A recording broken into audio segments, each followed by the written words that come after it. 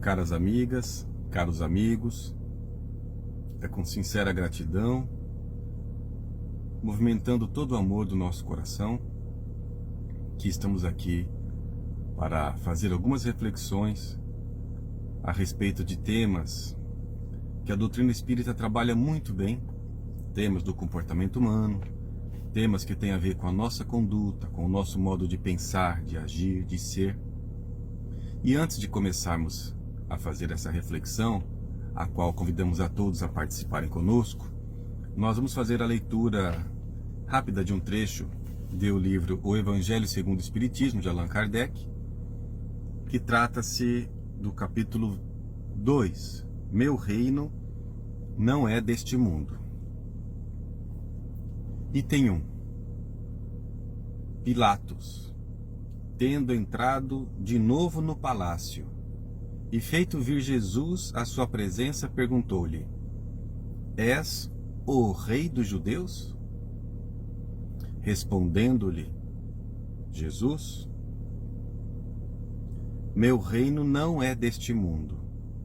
Se meu reino fosse deste mundo, a minha gente houvera combatido para impedir que eu caísse nas mãos dos judeus. Mas o meu reino ainda não é aqui. Disse-lhe então Pilatos: És, pois, rei? Jesus lhe respondeu: Tu o dizes. Sou rei. Não nasci e não vim a este mundo senão para dar testemunho da verdade. Aquele que pertence à verdade, escuta a minha voz. Isso está no Evangelho de João, capítulo 18, versículos 33, 36 e 37. E Allan Kardec trabalha este trecho do Evangelho, mas vamos ler apenas, neste momento, o item 2 deste capítulo, no qual ele começa a tratar da vida futura. Por essas palavras, Jesus claramente se refere à vida futura, que ele apresenta em todas as circunstâncias como a meta a que a humanidade irá ter e como devendo constituir objeto das maiores preocupações do homem na Terra. Todas as suas máximas se reportam a esse grande princípio. Com efeito, sem a vida futura, nenhuma razão de ser teria a maior parte dos seus preceitos morais, donde vem que os que não creem na vida futura, imaginando que ele apenas falava da vida presente, não os compreendem ou os consideram pueris. Esse dogma, portanto, pode ser tido como o eixo do ensino do Cristo, pelo que foi colocado num dos primeiros lugares à frente desta obra. É que ele tem de ser o ponto de mira de todos os homens. Só se justifica as anomalias da vida terrena e se mostra de acordo com a justiça de Deus. Só ele justifica. Só o conhecimento e a certeza da vida futura, que nós vamos passar por um momento melhor, em breve, melhorando-nos cada um de nós individualmente e toda a coletividade. Só sabendo e sentindo a realidade da vida futura, justificam-se as anomalias pelas quais a sociedade humana ainda está passando. Vamos fazer uma breve oração? Senhor Jesus, benfeitor amigo de cada um de nós, que nos ilumina os caminhos da vida, que nos orienta, que nos traz a verdade, que nos conhece tão bem a cada um de nós, receba, Jesus, a nossa prece de gratidão por esses momentos de reflexão. Pedimos sua proteção, a proteção dos amigos espirituais, a melhor inspiração, a fim de que possamos, nesses momentos breves, estarmos em contato com a maior verdade, a maior sinceridade que trazemos em nós, em espírito, a fim de que possamos continuar aprendendo, compreendendo, inspirando e, por que não, nos tornando pessoas melhores. Conta conosco, Jesus, e nos inspire que assim seja. Meus irmãos, minhas irmãs, passamos por dias realmente tormentosos. A sociedade como um todo, não somente nos nossos estados, nas nossas cidades, mas do mundo propriamente dito, passa por uma pandemia. É claro que isso é uma situação nada agradável. Mas será que Deus estaria fazendo isso como uma forma de punição a nós, como alguns vêm colocando? Será que Deus seria esse ser castigador, punidor? Ou então que estaria de um local distante, sentado num trono, observando as coisas acontecerem e dando para uns facilidades, para outros dificuldades. Para uns riquezas, belezas, para outros mais dores, mais provas. Será que Deus faria isso conosco por capricho? Ora, se para nós espíritas Deus é a inteligência suprema, causa primeira de tudo que existe, naturalmente que ele não age por capricho, porque agir por capricho é típico da conduta do ser humano ainda em estágio de inferioridade evolutiva. Se Deus já é Deus, já é o ser que criou tudo o que existe no universo, obviamente não é possível que nós consigamos imaginar a sua inteligência agindo com desinteligência. É óbvio que tudo aquilo que Jesus nos traz, falando do reino de Deus, falando que o tempo todo ele estava aqui cuidando, enquanto encarnado, das coisas do meu Pai, como ele dizia, é óbvio que este Pai, amoroso ao infinito, o amor de Deus não tem limites, justo, amoroso, bondoso ao infinito, misericordioso, porquanto ameniza muitas vezes as dificuldades pelas quais nós devemos passar em decorrência das nossas escolhas menos salutares, não somente nesta existência, como em todas as existências da nossa vida, porque realmente a vida é uma só, mas vivemos no corpo ou fora dele, continuamos vivendo. Já existíamos antes desta experiência reencarnatória, continuaremos a existir após a morte do corpo físico. Este morre, nós não morremos. O corpo físico é como uma veste.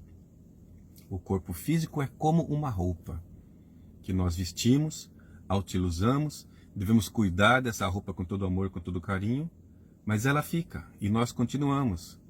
E a reencarnação talvez seja uma das maiores provas do amor de Deus para com as suas criaturas, conosco. Porque nós vamos ter a possibilidade, por misericórdia infinita de Deus, de experienciar situações necessárias para a nossa evolução. Tantas vezes quantas se façam necessárias, cada um de nós individualmente, mas há situações nas quais nós passamos por provas coletivas. E isso não significa dizer que Deus está nos punindo, nos castigando, ao contrário. Somos nós aqueles que responsavelmente, porque temos livre-arbítrio, segundo a lei de liberdade, uma das leis divinas, de escolher os nossos destinos. Tudo aquilo pelo qual nós passamos deriva-se das nossas escolhas. As facilidades que encontramos também são decorrentes dos avanços que já demos. Isso tudo que estamos refletindo inicialmente é apenas para trazer à nossa mente de que Deus, nosso Pai, cuida de nós e quer o nosso bem, mesmo passando por esses momentos gravíssimos de epidemia, ou melhor, de pandemia. Estamos no ano de 2020 e jamais, algumas semanas atrás, alguns meses atrás, nós imaginaríamos que passaríamos por essa situação coletiva, de termos que nos isolar, alguns em suas casas, em seus apartamentos, outros em zona rural, como aqui é o nosso caso nesse momento, afastado da convivência com os amigos do trabalho, com os amigos do movimento filosófico religioso, dos clientes, dos fornecedores, das necessidades de trabalho mais urgentes. Estamos abrindo mão temporariamente de certas situações que são corriqueiras para nós, a fim de contribuirmos neste momento de prevenção em relação à contaminação coletiva desse vírus Covid-19. Então, meus irmãos, é claro que isso não é agradável. É claro que ninguém imaginaria que isso pudesse acontecer. Ainda ontem, visitando uma cidade aqui próxima, onde fomos fazer uma compra em supermercado, verificamos que nas instituições bancárias, uma fila gigantesca do lado de fora e pessoas distantes uma da outra 1,5 metro. E entrando um de cada vez dentro da instituição bancária. Quando que imaginaríamos isso um tempo atrás? Vejamos quanta coisa desagradável estamos passando. E muitas vezes, quando a nossa fé fica um pouco abalada, quando a dúvida toma conta de nós pensamos, e é lícito pensar. Não há mal nenhum em pensar, em refletir. Ao contrário, a característica do espírito é pensar sempre. Duvidar, sim, mas buscar as respostas lúcidas, inteligentes, fazendo reflexões intelectuais, mas também de acordo com as situações todas pelas quais a vida nos coloca como oportunidade de reflexão, ou seja, uma análise teleológica de tudo o que acontece, e vamos verificar, de acordo com os ensinos de Jesus, que isso também não é fruto do acaso. Esta prova coletiva pela qual nós passamos deriva-se de tudo aquilo que nós desequilibramos, e a vida nos coloca a oportunidade de, passando por um momento de recolhimento, de reflexões, de acerenar muitas vezes o orgulho e o egoísmo que estava muito mais evidente, que nós possamos nos unir, e quando voltarmos à vida comum, e é interessante que nas redes sociais está circulando uma mensagem nesse sentido, que quando nós voltarmos à vida ordinária, que nós sejamos outros, não aqueles que nós éramos, mas melhores, mais conscientes, percebendo que igualdade, humanidade, simplicidade, amorosidade, convivência familiar, olhos nos olhos, fazer serviços mínimos que muitas vezes nós consideramos menos importantes, tudo isso é muito relevante para nós, e nós com certeza, se bem aproveitarmos essa oportunidade, conseguiremos sim sair dessa situação em breve, porque como diz Chico Xavier, isso também passa. Quando nós sairmos de tudo isso que estamos vivendo nesse exato momento, sairemos mais fortalecidos.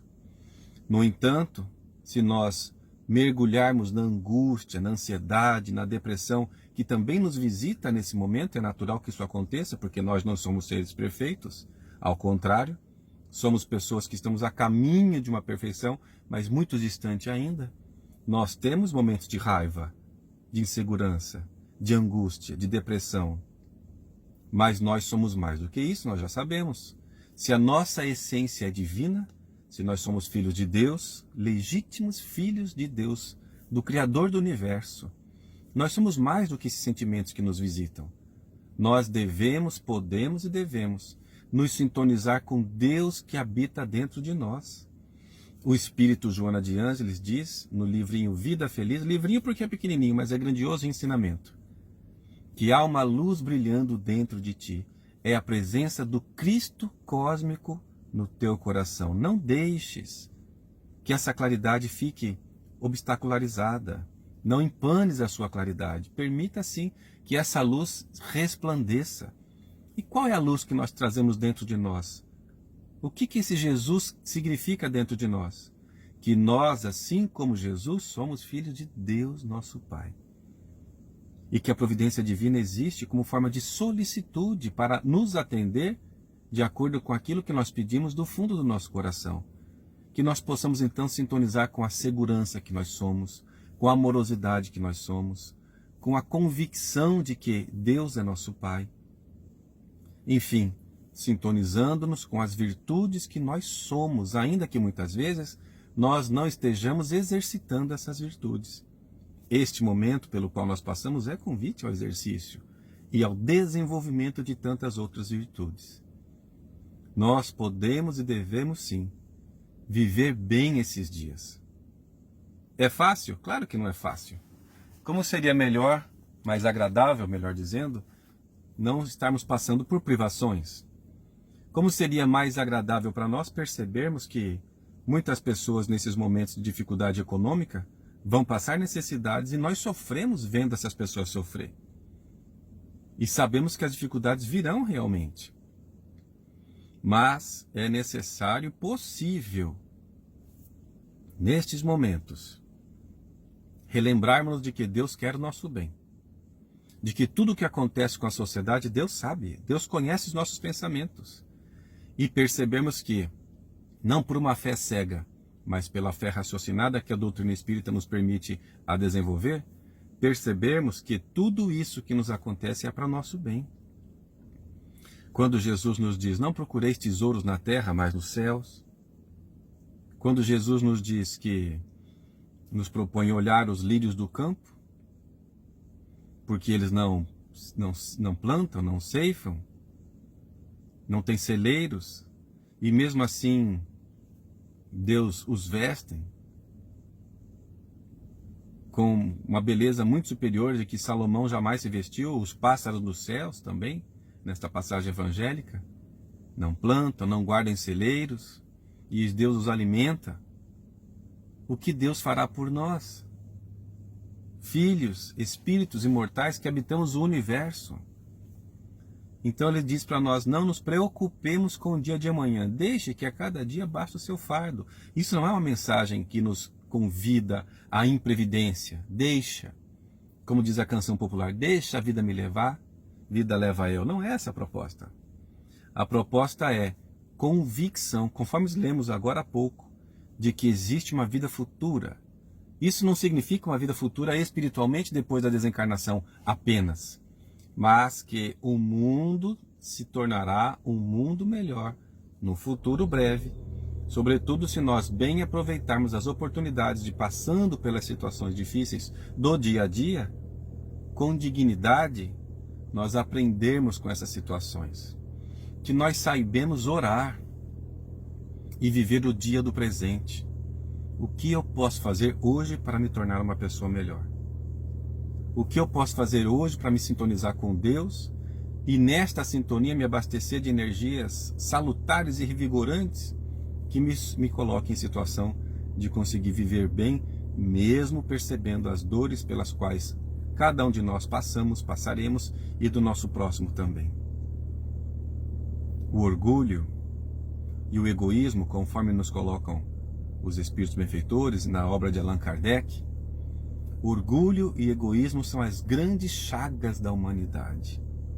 Vamos perceber que as guerras, as desuniões familiares, as dificuldades de aprendizado, as dificuldades de se auto-perceber, tudo o que é de mal no mundo íntimo de cada um de nós, onde trazemos ainda as nossas paixões, mas também no mundo da coletividade, todas as sombras que acontecem, apesar da claridade do Evangelho que está sobre o mundo há tantos anos, todo este mal provém do orgulho e do egoísmo. A vaidade, a maledicência, todas as chagas da humanidade são filhos desse casal orgulho e egoísmo. E o orgulho é tão forte ainda nas nossas vidas que nós temos ainda hoje o mau hábito de considerarmos que somos superiores aos outros, quando a proposta espírita é muito clara no sentido de nos convidar à reforma interior, à autoiluminação. A proposta da doutrina espírita, corroborando tudo aquilo que Jesus nos trouxe há 2000 anos atrás, não é a de que nós sejamos pessoas melhores do que o outro, melhor do que a outra casta. Jesus veio trazer para nós uma ideia muito clara.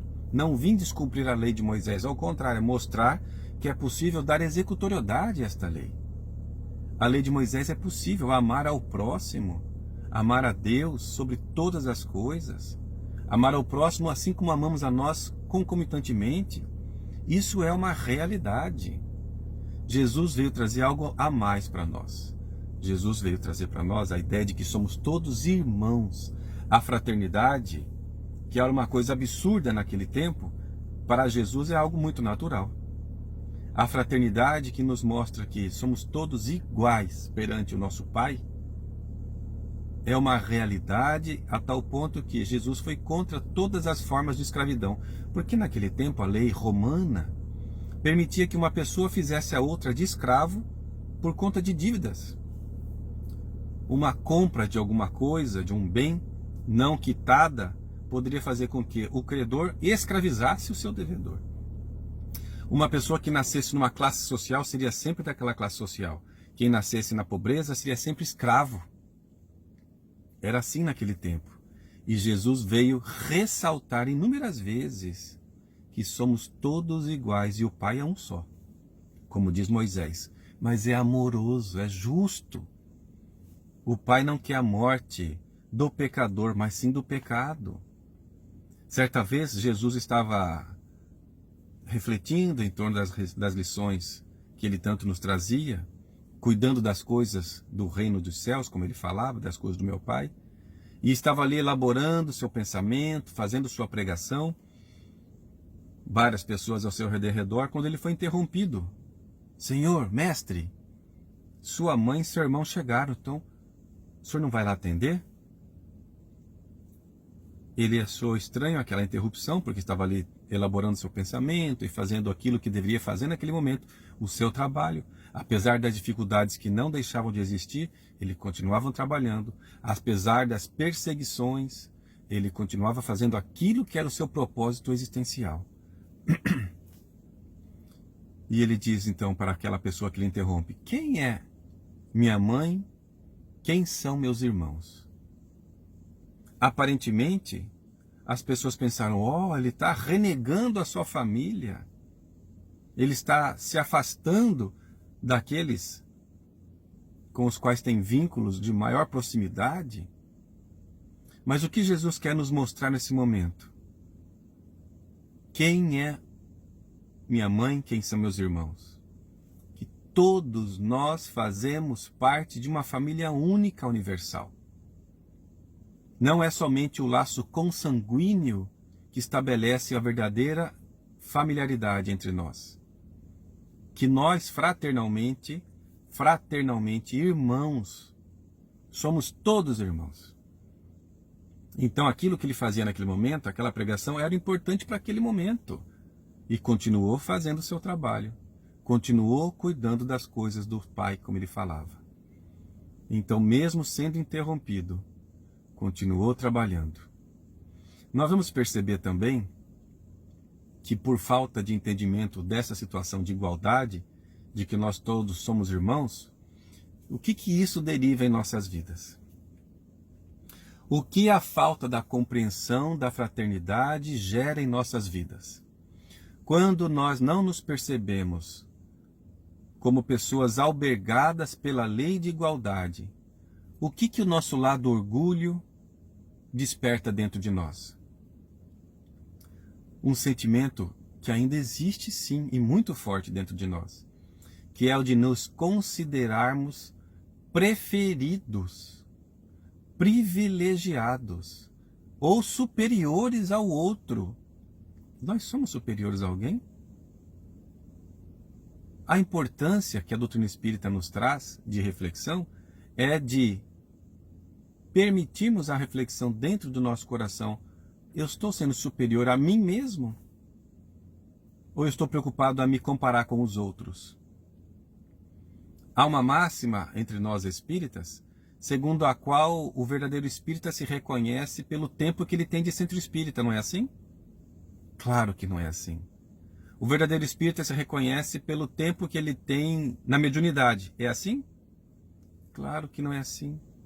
O verdadeiro espírita se reconhece porque a pessoa já fez tantos estudos, tomo 1, tomo 2, estudo reflexivo, então agora ela é um espírita verdadeiro. É assim para nós? É claro que não é assim. O professor Allan Kardec é muito claro. O verdadeiro espírita, sim, se reconhece pela sua transformação moral. Pela sua transformação moral. Pelo esforço que empreende em domar as inclinações negativas que cada um de nós trazemos. Todos nós temos inúmeras inclinações negativas, todas elas, naturalmente, derivadas do orgulho e do egoísmo, em suas diversas modalidades. Nós temos inclinações negativas. Se não as tivéssemos, nós não estaríamos aqui reencarnados num planeta de provas e expiações, de pandemias. Estaríamos reencarnados num mundo mais feliz, mundo ditoso. É natural que nós tenhamos essas inclinações negativas. É natural que nós tenhamos dificuldades de compreensão. Mas é importante que nós façamos esforços para nos libertarmos de tudo isso. Nós não somos superiores do que ninguém. E a proposta espírita é sermos a cada dia uma pessoa melhor. Hoje, estou sendo realmente melhor do que eu fui ontem? O que eu fiz ontem? Eu me equivoquei em alguns momentos? Nas atitudes, no modo de falar, no pensamento, porque todo mal inicia-se no pensamento? Será que eu estou realmente hoje me vigiando para ser uma pessoa melhor do que eu fui ontem? E amanhã, será que eu estarei disposto e com autoatenção para me cuidar e não errar novamente naqueles quesitos que eu tenho errado tanto? Esta é a grande proposta. Por isso é uma filosofia de vida a doutrina espírita, que nos convida a sermos pessoas melhores. Mas é uma filosofia de vida que tem base na ciência. Tudo aquilo que a doutrina espírita nos disse, desde a publicação do Livro dos Espíritos, em 1857, a ciência vem comprovando. E Allan Kardec dizia, se a ciência comprovar o contrário, que nós estamos errados, abandonemos a doutrina espírita e fiquemos com a ciência. Mas não é isso que está acontecendo. Não somente a ciência, como outras religiões, porque a doutrina espírita, além de ser uma filosofia de vida que tem bases científicas, ela tem consequências religiosas, porque nos religa a Deus, e se nos religa é porque nós não estamos bem ligados, não estamos percebendo que Deus está em todo o momento, em todos os locais, que conhece nossos pensamentos, está intimamente ligado a nós. Então, a importância de nos religarmos a Ele é de nos sintonizarmos constantemente com Deus. Então a doutrina espírita, essa filosofia de vida que tem bases científicas e traz consequências religiosas, trazendo-nos Jesus como o grande modelo e grande guia para o nosso avanço, essa doutrina espírita quer o nosso bem. Propõe que nós sejamos a cada dia pessoas melhores, menos orgulhosas, portanto, menos egoístas também. A cada dia basta o seu fardo. A cada dia uma proposta nova de nos percebermos como pessoas capazes de construirmos a felicidade que esteja ao nosso alcance.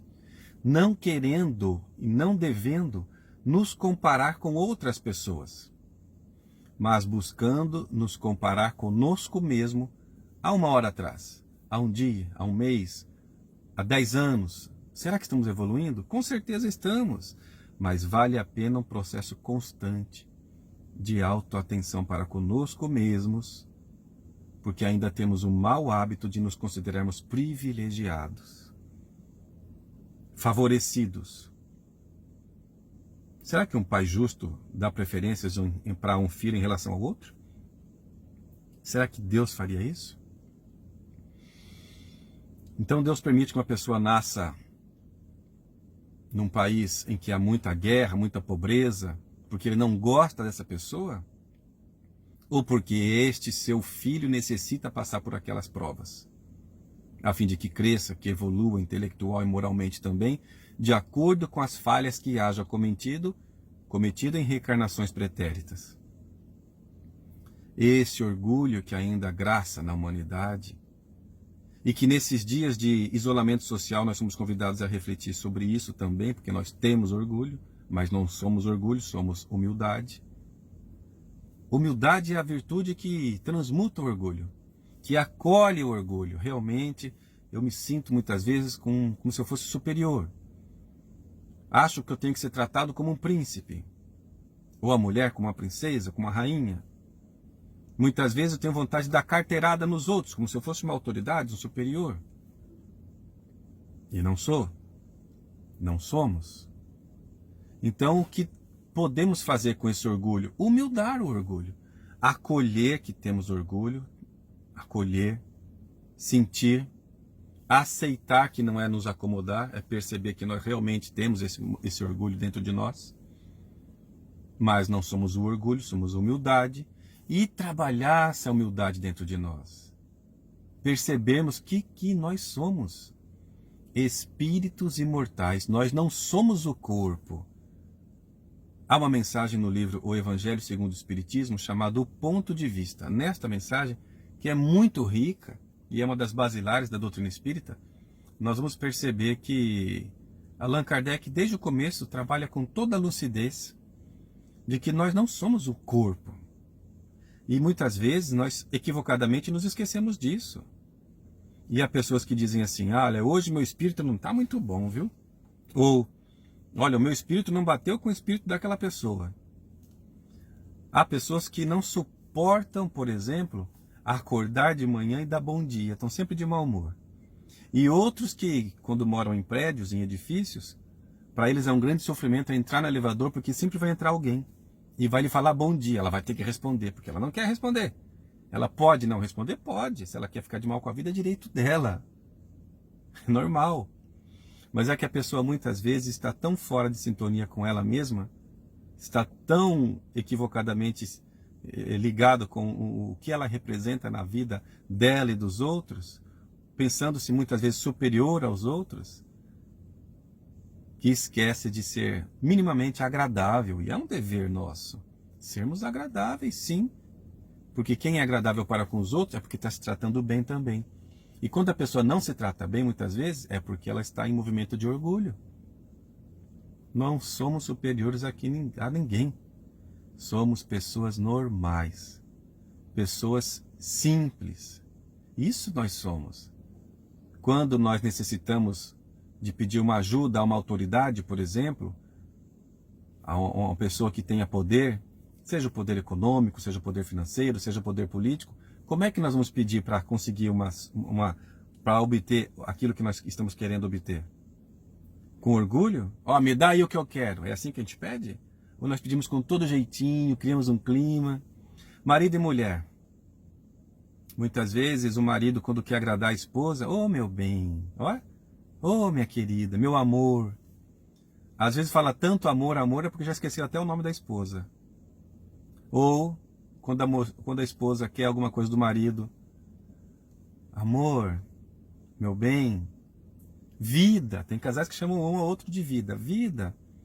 Ele fica todo derretido, o marido, de escutar isso. Já vai abrindo a carteira. Toma, o que você quer? Nós falamos isso em tom de brincadeira, mas para demonstrar que quando nós queremos alguma coisa que é importante para nós, nós movimentamos em nós, se for com sinceridade, a energia da humildade. Quando nós vamos perante uma autoridade, digamos, por exemplo, que o nosso bairro necessite de uma limpeza. Se nós vamos com arrogância pedir lá para o secretário da limpeza pública, vai limpar minha rua, ele vai limpar? Ele vai se esforçar para atender? Agora, quando nós, ô secretário, veja só, a rua lá está suja, é importante que a cidade esteja asseada, é um serviço de saúde também, o senhor poderia nos atender? E se a pessoa fala com todo jeito, quem recebe o pedido fica até sem jeito de não atender. Então, a humildade é possível de trabalhar em diversas formas. A humildade que nós utilizamos em certas situações, podemos utilizar em todas da vida. Quando nós estamos dissociados da humildade, supervalorizando o orgulho, que é uma das chagas da humanidade, está dentro de nós, nós caímos na tentação de nos considerarmos pessoas superiores aos outros. E nós voltamos a falar, não é importante querer ser superior a outrem, mas a proposta da vida é que nós sejamos superiores a nós mesmos no ontem. A pessoa que eu fui ontem à noite, quero ser melhor hoje. Mas o que eu preciso fazer para isso? Humildar o orgulho que nós trazemos. Porque quando nós não agimos assim, nós supervalorizamos o nosso lado sombra, que faz com que ainda exista muita discriminação perante pessoas. Pessoas que se consideram superiores às outras porque são pessoas agraciadas pelas situações da vida com mais condições financeiras, ou seja, ricos consideram-se superiores a pessoas que não são ricas, financeiramente falando. Isso existe na nossa sociedade? Muito. Muito. Mas será que nós também não estamos pensando assim? Quando nós vemos uma pessoa, um colega de trabalho, um familiar, uma pessoa, um transeunte na rua com dificuldades financeiras, será que nós não pensamos também, eu sou superior? Porque eu estudei, eu trabalhei, eu me esforcei, esse ser aí não aproveitou oportunidades. Será que não estamos também fazendo um julgamento? Nos considerando superiores aos outros, quando na realidade nós não somos superiores a ninguém, senão devemos fazer uma comparação de nós para conosco mesmos? Pessoas não se comparam. Nós podemos comparar as coisas. Esse carro é novo, aquele carro é velho. Essa árvore é bonita, aquela árvore é toda retorcida, não gosto tanto. Essa cadeira é marrom, essa cadeira é azul. Coisas são comparáveis, pessoas não são. Porque cada um de nós, cada um é fruto de inúmeras experiências nesta existência, mas em todas as outras. Nós não temos condições, por uma lógica de esquecimento do passado, inclusive, de saber tudo aquilo que aquela pessoa já semeou, tudo aquilo que ela já está colhendo, quais dificuldades ela já gerou, por que ela está passando por tantas privações. Não temos condições de saber. As virtudes, as qualidades, os avanços, nós podemos considerar e comparar como se fosse como um pomar. Um pomar de frutas variadas. Cada fruta vai dar no seu tempo. Então aquilo que eu já consigo fazer bem, aquela fruta que eu já consigo produzir, pode ser que o meu próximo já produziu há muito tempo antes que mim. E outro ainda não consiga realizar. Isso não faz com que eu possa me considerar superior a outrem, nem inferior também a outros, de forma alguma. Quando nós estamos dissociados do nosso sentido existencial, daquilo que nós somos, espíritos em evolução, aprendizes da vida, nós caímos na tentação do racismo. O que é o racismo? É quando a pessoa considera que a sua raça é superior à raça de outros. Mas o que é a raça? A raça só é importante para... Nem importante. A raça só é considerável, melhor dizendo, do ponto de vista material. Esta pessoa reencarnou num corpo asiático. Essa pessoa reencarnou num corpo de características africanas. Este outro reencarnou na Europa. Este outro latino-americano. E daí? Isso muda alguma coisa para o espírito imortal?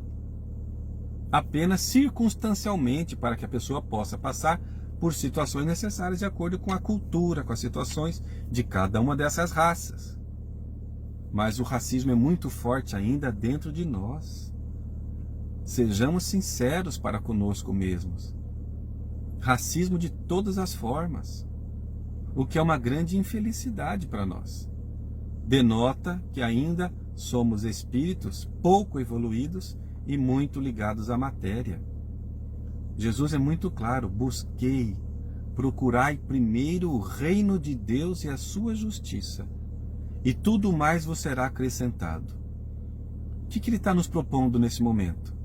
Buscar primeiro o reino de Deus, a espiritualidade. Então, meus irmãos, nós não somos superiores a ninguém.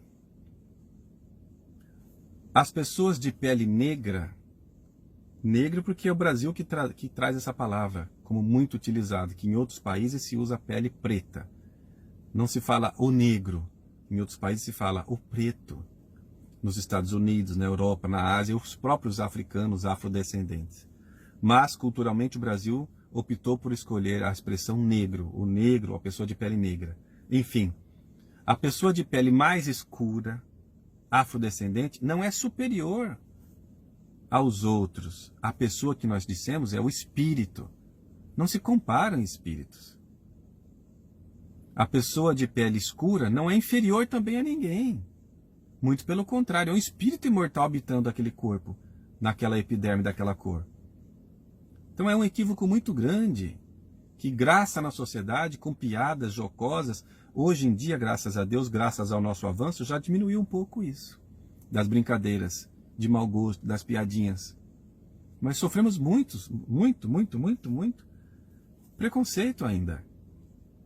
Quando uma pessoa de Mato Grosso, daqui onde nós estamos, vai se relacionar profissionalmente com pessoas do sul, do sudeste do Brasil, existe um preconceito.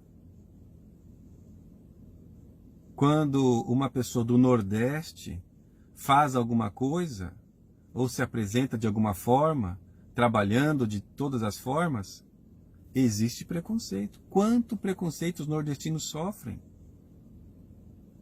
Quando uma pessoa negra faz alguma coisa, existem outros que falam assim, fez aquilo porque é negro. Isso não é racismo? Isso não existe em nossa sociedade? O racismo, infelizmente, faz parte da nossa cultura, mas é necessário que nós transformemos essa cultura numa cultura de fraternidade real, como nos propõe Jesus. Existem diversas formas subliminares, veladas de racismo. Vejamos que quantas coisas derivam-se da época da escravatura no Brasil. 358 anos, salvo engano, de escravidão. A maior escravidão. Como é que pode isso acontecer? Aconteceu. Então aquelas pessoas que foram escravizadas eram as pessoas que Deus esqueceu delas? Claro que não. Só passaram pelas provas necessárias para a sua própria evolução. Muitos de nós, reencarnados naquela época como escravos, pedimos para passar por aquelas provas, em decorrência dos nossos equívocos nos séculos anteriores. Agora, isso não faz com que nós possamos considerar que o escravo, espiritualmente, fosse um ser inferior. É um espírito imortal habitando um corpo, passando por uma prova de escravidão. Graças à evolução, também acabamos com a escravidão, com a abolição da escravatura no Brasil. Isso não significa dizer que o racismo ainda não grace na nossa sociedade. E ainda como trazemos boas heranças, vindo dos africanos para o Brasil, as danças, a cultura, a religião, os alimentos, a alegria, a ginga, quanta coisa boa nós trazemos da nossa cultura miscigenada, vinda dos africanos, dos índios que já habitavam aqui, dos europeus que chegaram, tudo misturado no Brasil, que é essa pátria do coração do mundo. Mas também, fruto da escravidão, inúmeros costumes equivocados. Inclusive nós falamos coisas terríveis, não percebemos. Quando alguém está falando mal de outro, procurando macular a imagem de alguém, existe uma palavra que é estou denegrindo. Veja, quer dizer que negro é inferior? Quando a gente fala mal de alguém, estamos denegrindo? Claro que não. Essa palavra tem que ser ressignificada. Recentemente estávamos no dentista, nossa dentista, a doutora Pamela, nossa amiga lá, e aí eu falei assim, doutora, não judia muito não. E ela nos deu uma lição, judiar é uma expressão racista. Vejamos que interessante. É porque, sem percebermos, nós falamos. E ela significa que judeus é a pessoa que faz mal a outrem. Judiar é um ato de judeu. Olha só. E nós não tínhamos nos dado conta disso. Muitos de nós em nossos aposentos, em nossas moradas, temos um móvel chamado criado mudo. De onde vem esse nome criado mudo? Há pouco tempo, minha filhinha aqui, que recentemente completou 13 anos, falou, olha, não gosto desse nome criado mudo. Porque antigamente os escravos ficavam ali com a mão assim, com a bandeja, com alguma coisa, uma bebida, com lenço, com uma toalhinha, mas quietos, na presença de outras pessoas, dos donos da casa, e não podia falar nada, ou porque eram mudos, ou porque tinham suas línguas arrancadas. E tinham que ficar servindo quem estava ali, sem nada se expressar. Era considerado o criado mudo. Depois que houve a abolição da escravatura, colocou-se um móvel ali para fazer a função do escravo mudo, do criado mudo. E assim temos outras tantas e tantas expressões racistas que nós não percebemos, mas trazemos. É importante que, em percebendo, façamos uma proposta de mudar isso, tirar isso de nossas vidas. Nós podemos mais, nos superar, nos tornarmos pessoas melhores a cada dia, como dissemos agora há pouco. O racismo ainda faz parte da nossa sociedade, de diversas formas. significando que ainda temos muito a evoluir. Muito a evoluir. Quando nós viajamos para fora do Brasil, muitas vezes, em países de cultura mais avançada, de tecnologia mais avançada, de avanços que ainda não trazemos no Brasil, nós percebemos que sofremos preconceito.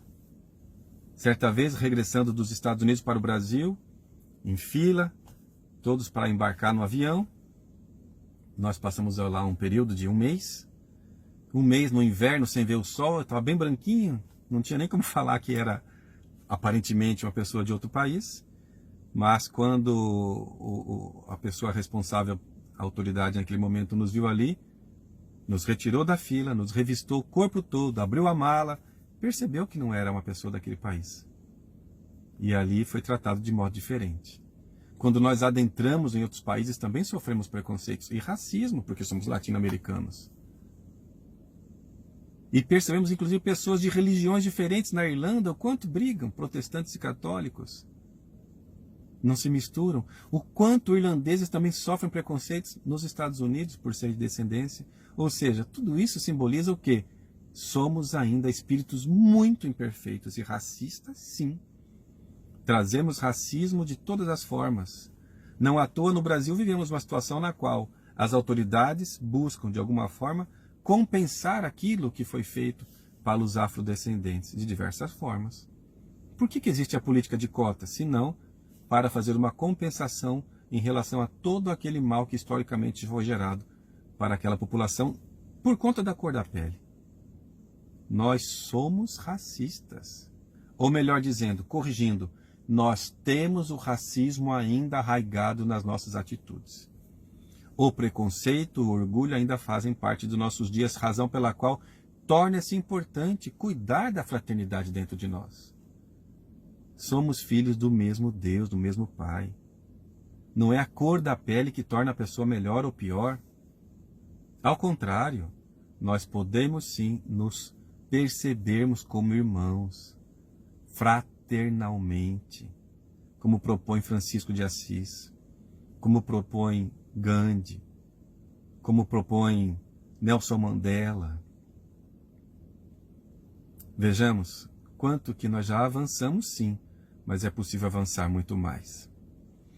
Nos Estados Unidos, no século XIX, lá pelo ano de 1863, ainda quando Abraham Lincoln era presidente dos Estados Unidos, naquele momento aquela nação passou por um dos seus momentos mais tormentosos, que foi a guerra tão longa, a Guerra da Secessão.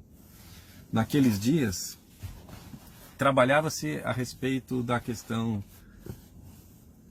da escravidão, porque os estados do sul dos Estados Unidos dependiam muito da força da mão de obra dos escravos, enquanto os estados mais industrializados do norte daquela nação já tinham a concepção mais liberal, no sentido de que não era mais possível continuar escravizando os seres humanos para trabalhar nas indústrias ou nas propriedades rurais. E houve aquela grande guerra, anos de guerra. Abraham Lincoln muitas vezes foi tentado, ou sentiu a tentação de querer resolver de qualquer forma, porque ele era uma pessoa que trabalhava pela liberdade das pessoas. Ele tinha isso por princípio, mas não conseguia, por diversos fatores, fazer com que a sociedade, naquele momento, entendesse o seu pensamento de liberdade. Mas Abraham Lincoln era um homem também espiritualista. Vejamos que estamos falando daqueles anos em que os livros básicos da doutrina espírita ainda eram escritos, não somente publicados, por Allan Kardec. E aí Abraham Lincoln, espiritualizado que era, espiritualista que era, promovia junto com sua esposa, na Casa Branca, na sede do governo, onde vive o governante dos Estados Unidos, promovia ali sessões espirituais mediúnicas. Uma médium chamada Kate Maynard era convidada para participar de reuniões espirituais, de contato mediúnico. Ela entrava em transe e trazia as mensagens significativas, sobretudo em momentos de maiores dificuldades pelas quais passavam as pessoas nos Estados Unidos, sob a liderança de Abraham Lincoln. Então a esposa, a primeira-dama dos Estados Unidos, esposa do presidente Lincoln, organizava ali, juntamente com algumas amigas mais próximas, um chá da tarde, convidava a médium Nate Maynard, a fim de que ela pudesse participar de suas reuniões ali corriqueiras, mas também trazer as mensagens espirituais. Houve uma situação na qual Lincoln estava se sentindo encurralado politicamente no meio da guerra, no auge da guerra, melhor dizendo, e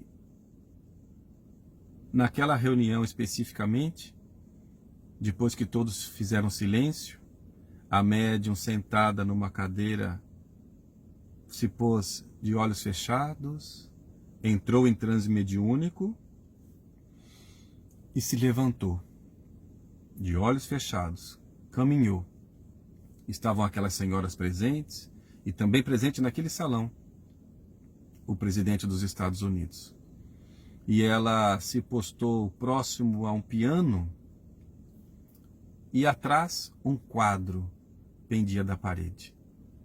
Ela se colocou próxima àquele quadro e com uma firmeza diferente, porque ela não tinha aquela firmeza, aquela postura na voz, denotando que não era a personalidade dela, médium, que estava ali se comunicando, mas de um espírito, com a voz masculinizada, com gestos firmes, olhou para o presidente Lincoln e com o dedo em riste falava: Senhor presidente,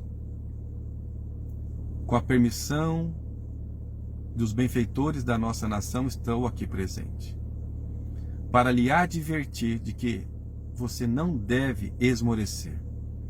Continue firme no seu propósito de libertar a nossa nação da escravatura.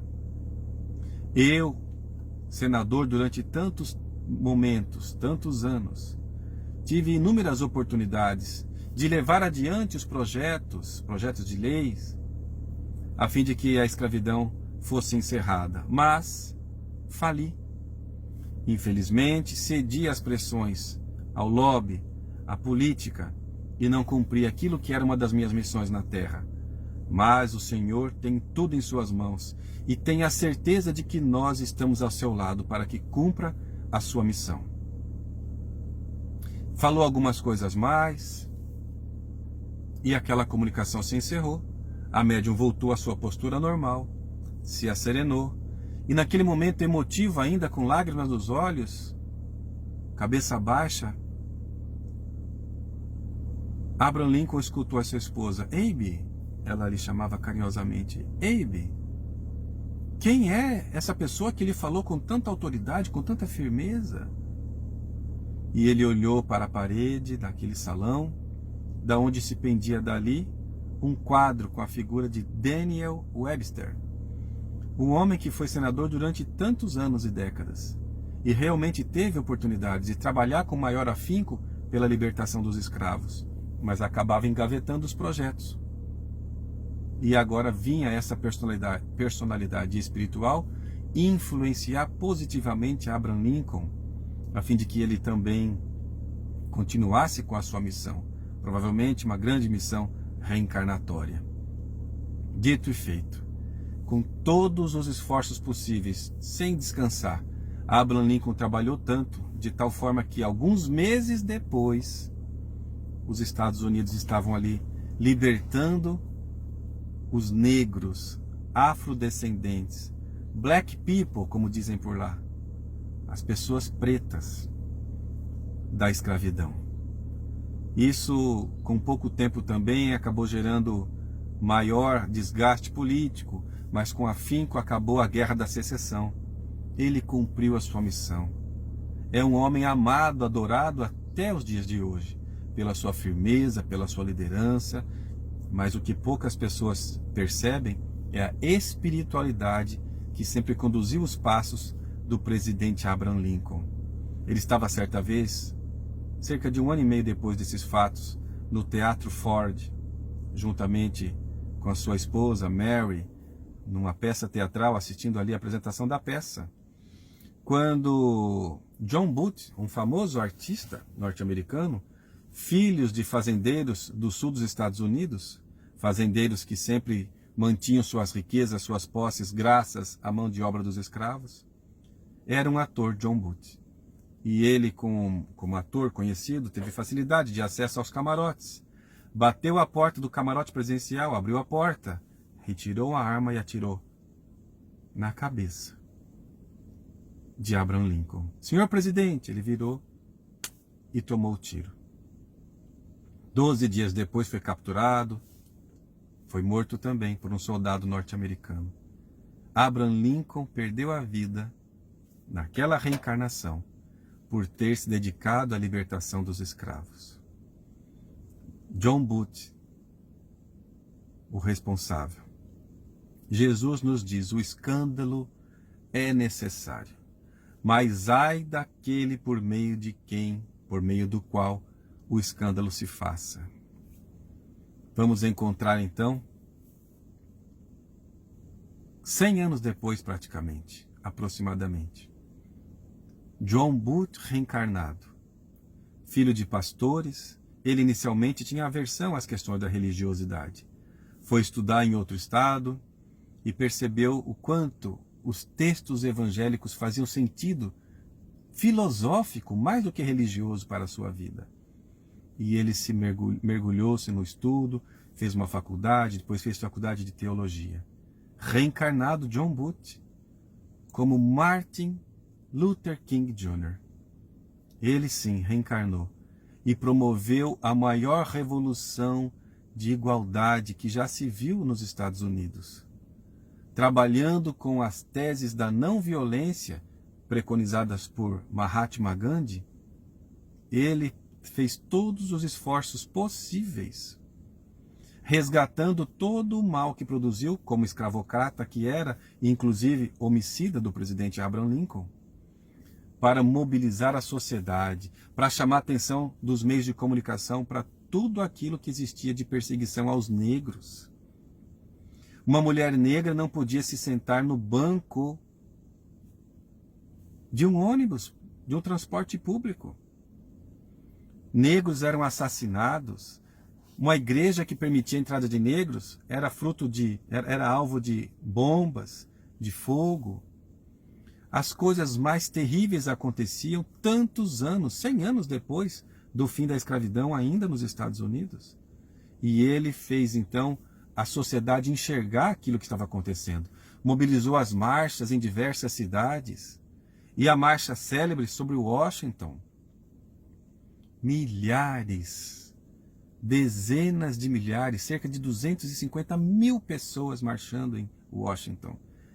E ao final ele faz o discurso célebre. Eu tenho um sonho, dizia ele. No dia que a pessoa branca e a pessoa negra andarão juntas de mãos dadas e não serão comparadas mais pela cor da epiderme, que meu filho negro poderá se sentar na casa do seu amigo filhinho branco, de uma família branca, sem que sofra preconceito. No dia em que nós, negros, acolheremos os brancos também como sendo nossos irmãos, e nem superiores nem inferiores a nós, eu tenho um sonho. No dia que todos nós marcharemos como irmãos, filhos de Deus, que é um Deus único, Pai de todos nós. John Booth reencarnado como Martin Luther King Jr. E certa vez, então, ele fez um discurso também, na sua pregação. Ele disse que nesta noite eu tive uma visão premonitória. Eu me vi no alto de uma montanha e vi a vida futura, vi tudo o que aconteceu. Fez um discurso premonitório, com base nos seus conhecimentos do Evangelho. E demonstrava que estava sereno para consigo mesmo. Tinha cumprido a sua missão. No dia seguinte, no hotel onde estava hospedado, ele foi também assassinado por um fanático escravocrata, racista, ainda na década de 60 do século passado. Mesmo assim, cumpriu a sua missão. E mesmo na forma de desencarnação, o escândalo é necessário, mas ai daquele por meio de quem o escândalo se faça, ele resgatou. É símbolo para nós, assim como Nelson Mandela, assim como tantos outros, como a Irmã Dulce, em Salvador, na Bahia, que acolhia todas as pessoas, independentemente da raça, da crença religiosa, como Madre Teresa de Calcutá e tantos outros, que trabalharam pela paz, pela igualdade, pela humildade, pela fraternidade. E nós? Será que nós ainda nos consideramos pessoas superiores? Porque temos a cor da pele de uma cor ou de outra?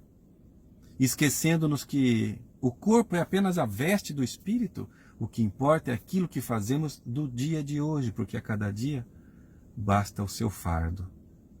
Isso não é uma missão, uma proposta de imprevidência, ao contrário. É um convite para que nós possamos nos entregar de corpo e alma àquilo que Jesus nos propõe para o dia de hoje. A felicidade é nosso direito, mas é o nosso dever também, por conta de tudo aquilo que nós já temos de conhecimento. É nosso dever buscar a felicidade nossa e coletiva. O que estamos fazendo das nossas vidas? Podemos fazer mais? Com certeza. E Jesus conta conosco. Nós damos conta. Às vezes temos a impressão de que nós não vamos conseguir. Vamos sim. E mesmo nestes dias de isolamento social, mesmo nesses dias de crise econômica financeira nas nossas famílias, no mundo todo, mantenhamos a nossa fé, a nossa dignidade espiritual, a nossa convicção de que tudo aquilo que nos acontece é para o nosso bem. Deus é nosso Pai. E este momento, o dia de hoje, é uma oportunidade. Que possamos nos amar mais, nos admirar mais, perceber a virtude que o outro já tem bem desenvolvida. Porque tudo aquilo que nós vemos no outro, nós conseguimos também exercitar e fazer. Que nós possamos nos sintonizar com Deus, nosso Pai. E neste momento, encerramos com uma breve oração, convidando a todos nesse momento que fechemos os nossos olhos e nos elevemos em pensamento a esse Mestre bondoso que é Jesus. Senhor Jesus, o bom pastor, conhece bem a cada um de nós. O Senhor que disse que das ovelhas que o Pai lhe confiou, nenhuma se perderia. Sentimos, Senhor, que o Senhor nos ama mesmo, nos conhece pelo nosso nome, pela nossa história espiritual, sabe o que vai na nossa intimidade, nosso desejo de acertar mais, de sermos mais fraternos, mais verdadeiros.